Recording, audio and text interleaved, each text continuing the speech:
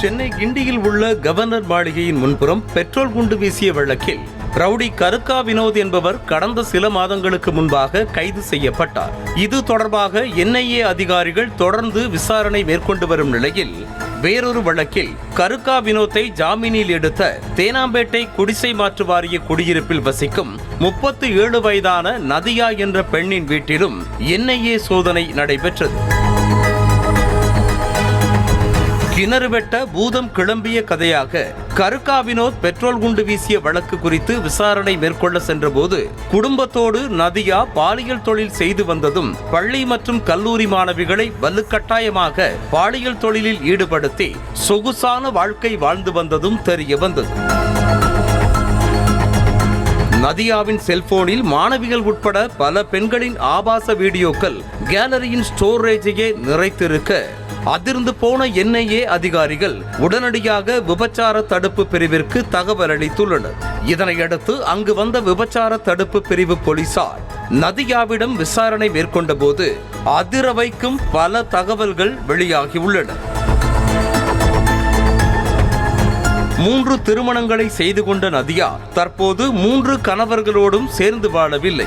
ஆனால் 2வது கணவரை மட்டும் தனது தொழிலுக்கு பயன்படுத்தி வந்திருக்கிறார். முதல் கணவருக்கு ஒரு மகள், 2வது கணவருக்கு ஒரு மகள் என 2 மகள்களோடு வசித்து வந்த நதியா டாஸ்மாகில் மது பாட்டில்களை வாங்கி அதனை கூடுதல் விலைக்கு விற்று பிழைப்பு நடத்தி வந்துள்ளார். இதனையடுத்து பாலியல் தொழில் பக்கம் சென்ற நதியாவிற்கு பணம் கொட்டு என கொட்டியதோடு மேற்கு மாம்பலம் உள்ளிட்ட பல்வேறு காவல் நிலையங்களிலும் பாலியல் தொழில் வழக்குகளும் பதிவாகியுள்ளன. ஆனாலும் நாம் ஏன் பெண் புரோக்கராக கூடாது என்ற எண்ணம் நதியாவிற்கு உதித்துள்ளது.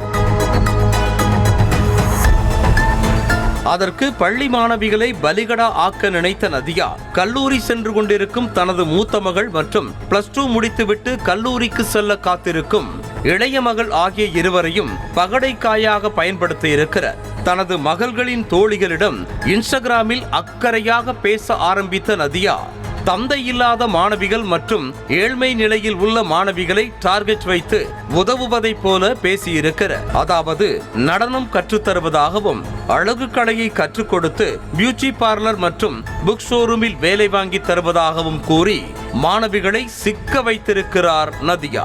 தங்களது குடும்ப சூழ்நிலையும் வறுமையில் இருக்க தோழியின் தாய்தானே என்ற நம்பிக்கையில் செல்லும் மாணவிகளை ஆண்கள் உள்ள அறையில் அடைக்கும் நதியா அதனை வீடியோவாக எடுத்து வைத்துக் கொள்வார். இனி வரவே மாட்டேன், தன்னை விட்டுவிடுங்கள் என மாணவிகள் கெஞ்சி கூத்தாடினாலும் மனம் இறங்காத பெண் புரோக்கர் நதியா வீடியோவை பெற்றோர்களுக்கு அனுப்பிவிடுவேன் என மிரட்டி அடுத்தடுத்து பாலியல் தொழிலில் ஈடுபடுத்தி வந்திருக்கிறார். பாலியல் தொழில் மூலமாக தினமும் லட்சங்களில் சம்பாதித்த நதியா 1000, 500 என மாணவிகளுக்கு கொடுப்பதோடு பியூட்டி பார்லரில் பார்ட் டைம் ஜாப் செய்வதாக பெற்றோரிடம் கூறுமாறு கட்டாயப்படுத்தி இருக்கிறார். பொது தேர்வு கூட எழுத விடாமல் பள்ளி மாணவிகளை விமானத்தில் ஹைதராபாத்திற்கு அழைத்து சென்று பாலியல் தொழில் செய்ய வைத்திருப்பதுதான் அக்கிரமத்தின் உச்சம். இப்படி பள்ளி மாணவிகளை சீரழித்து சொகுசு வாழ்க்கை வாழ்ந்து வந்த நதியாவிற்கு உடன் பிறந்த அக்கா சுமதியும் 2வது கணவர் ராமச்சந்திரனும் ஃபுல் சப்போர்ட்டாக இருந்து வந்துள்ளனர். கஸ்டமர்களிடம் பேசி ஹோட்டல்களில் ரூம்களை புக் செய்வது, பெண்களை காரில் அழைத்து செல்வது என கொடுத்த வேலையை பக்காவாக செய்திருக்கின்றனர். நதியாவின் நாச வேலைக்கு நேபாளத்தைச் சேர்ந்த மாயவொளி என்ற பெண்ணும் உடந்தையாக இருந்திருக்கிறார்.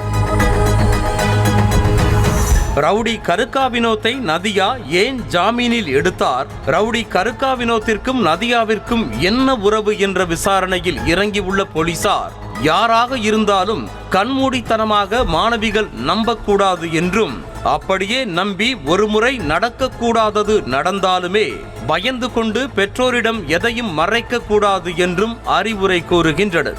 ஆரம்பத்திலேயே மாணவிகள் தைரியமாக கூறியிருந்தால் நதியா போன்றவர்களை முளையிலேயே கிள்ளி எறிந்திருக்க முடியும் என்றும் போலீசார் தரப்பில் கூறுகின்றனர். செய்திகளை உடனுக்குடனும் துல்லியமாகவும் தெரிந்து கொள்ள சப்ஸ்கிரைப் பண்ணுங்க.